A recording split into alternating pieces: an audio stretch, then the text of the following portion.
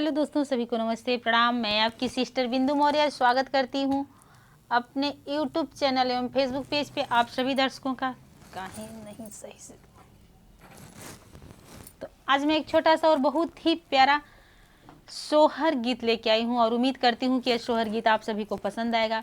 यदि गीत पसंद आया तो एक लाइक के साथ साथ कमेंट करना मत भूलिएगा और कमेंट के साथ साथ शेयर करना मत भूलिएगा आप लोग।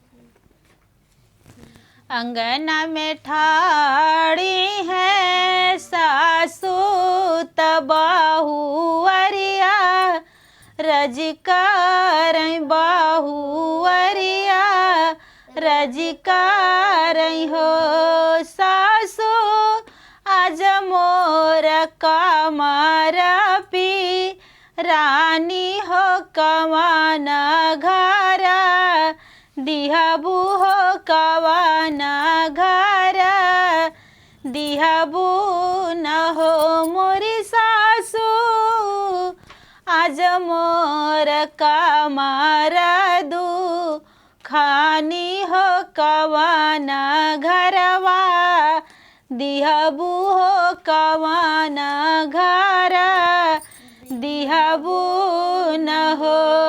सासु जे बोला ही ना पावई हो ननद बोली, उठई हो ननद बोली, उठाई हो मोरी मम्मी भाभी के जाना मई भी टियावा हो भूसाउल घरवा दिहा तू हो भूसाउल घरवा दिहा तू न हो। सुना मोर लाहुरा दे वरवा हो विपतिया का साथी हो विपतिया का साथी न हो। देवरू खाली कर भूसाउल का घरवा हो दर दिया हमारे होला हो दर दिया हमारे होला नु हो।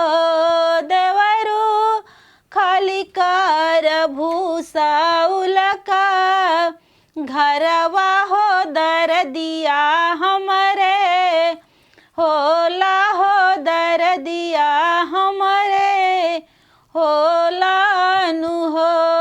एक गोड़ा धारा ना दू वरवा हो त दूसरे डे उड़िया हो त दूसरे डे उड़िया न हो मोरे देवरू तीसरा गोड़वा धारा ना भू सौले हो होरिलवा जानम लिहाले हो होरिलवा जानम लिहाले नु हो।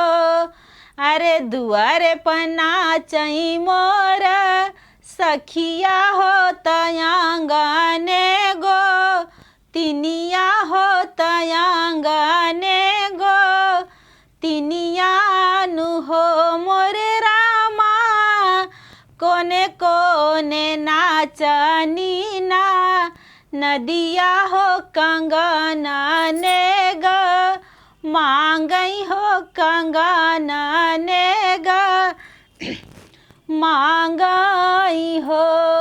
अरे कंगना तली हई मोरा सखिया हो तयाउरी गो तिनिया हो त हमारी जे ठनिया नु हो मोरी ननदी याद कर पीछावा का बतिया हो करे जा हमारे ले सही हो करे जा हमारे ले सही हो मोरी ननदी याद कर पीछावा का बतिया हो करे जा हमारे ले सही हो करे जा हमारे ले सही हो।